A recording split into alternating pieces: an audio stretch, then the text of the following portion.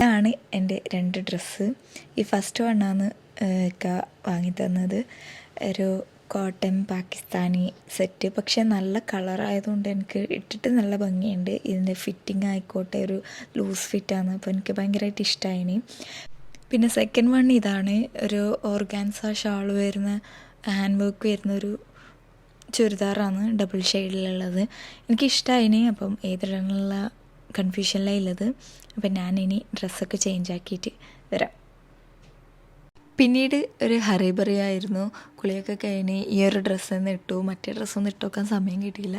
ഇപ്രാവശ്യത്തെ ഈദ് അങ്ങനെ തന്നെ ഒരു പ്രിപ്പറേഷൻ ഇല്ലാത്തൊരു ഇതായിപ്പോയി. അങ്ങനെ ഈ അബുദാബിയിൽ നിന്ന് ഒരു ഏട്ടരെ കണ്ടിട്ട് വേണം ഞങ്ങൾക്ക് ദുബായിലേക്ക് എത്താൻ. അപ്പം വേഗം ഇറങ്ങാനൊക്കെ പറഞ്ഞു.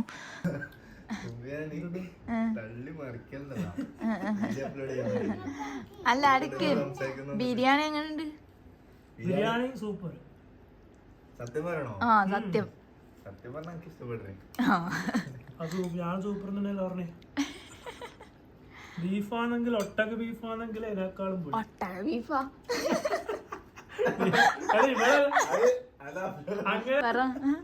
ചോദിക്കാതെ ഫുഡ് എങ്ങനെ ഉണ്ട്? ഞങ്ങളങ്ങനെ ഫുഡ് കഴിച്ചിട്ട് വേഗം ഇറങ്ങിയിട്ടാ.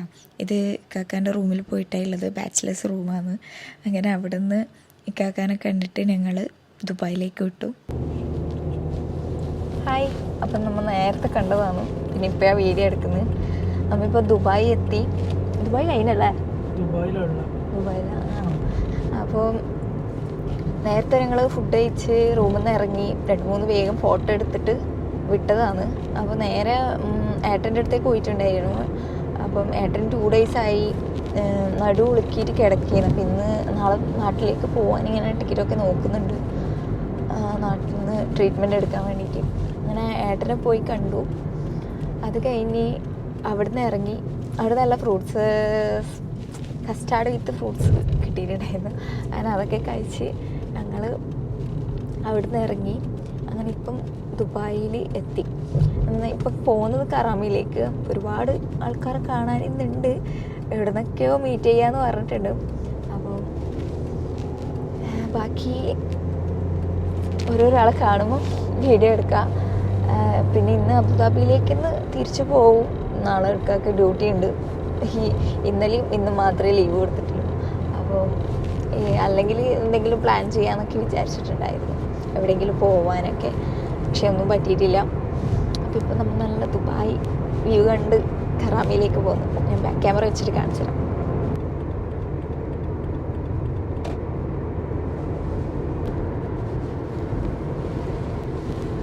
പിന്നെ ഞാൻ ഈ ഒരു ഡ്രസ്സിൽ തന്നെ ഇറങ്ങി.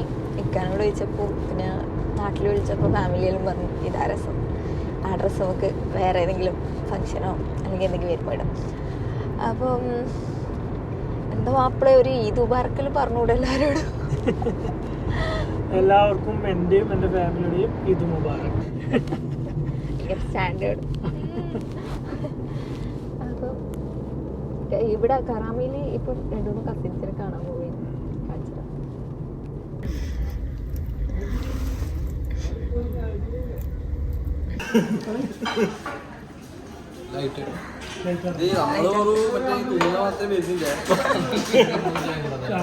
നിങ്ങൾ വേറെ തുന്നലേ. നിങ്ങൾക്കറിയാം എൻ്റെ കമന്റ് ബോക്സിൽ എന്താ വന്നേന്നറിയാം? ഹസി ഫാൻസ് ലൈക്ക് അടി.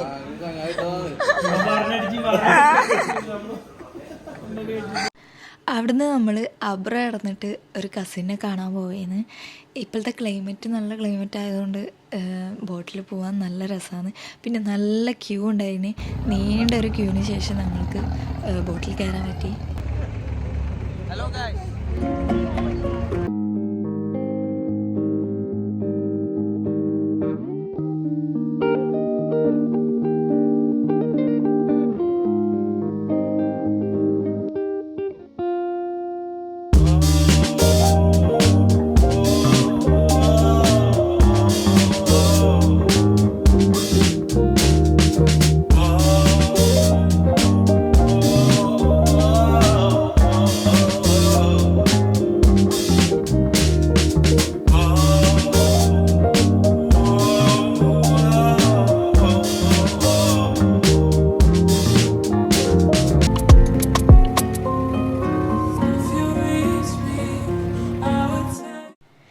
ഞങ്ങളങ്ങനെ കറങ്ങിത്തിരിഞ്ഞ് വീണ്ടും കറാമയിൽ തന്നെ എത്തി.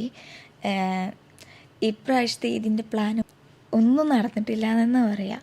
കാരണം കസിൻസിനെ കണ്ടിട്ട് ഒരു 8 മണി ആ ഒരു സമയമാകുമ്പം ഞങ്ങൾ ഫ്രണ്ട്സ് വരുമെന്ന് പറഞ്ഞിട്ടുണ്ടായിരുന്നു, ഫ്രണ്ട്സും വൈഫെല്ലാം.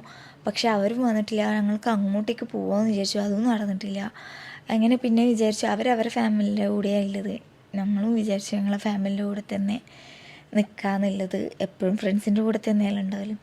അങ്ങനെ കറാമയിൽ നിന്ന് ഞങ്ങൾ കുറച്ച് ഉപ്പിലിട്ടതെല്ലാം വാങ്ങി കഴിച്ച്, അത് കഴിഞ്ഞിട്ട് ഞങ്ങൾ ഇക്കായിസ് എന്ന് പറയുന്ന ഹോട്ടലിൽ നിന്ന് ഫുഡൊക്കെ കഴിച്ചു. പിന്നെ പെങ്ങളെ മാപ്പിളിനെ കാണാനുണ്ടായിരുന്നു. പക്ഷേ ഈ പെരുന്നാളിൻ്റെ അന്ന് ഡ്യൂട്ടി ഉള്ളതുകൊണ്ട് തന്നെ 1 മണിക്കേ ഡ്യൂട്ടി കഴിയുമെന്ന് പറഞ്ഞു.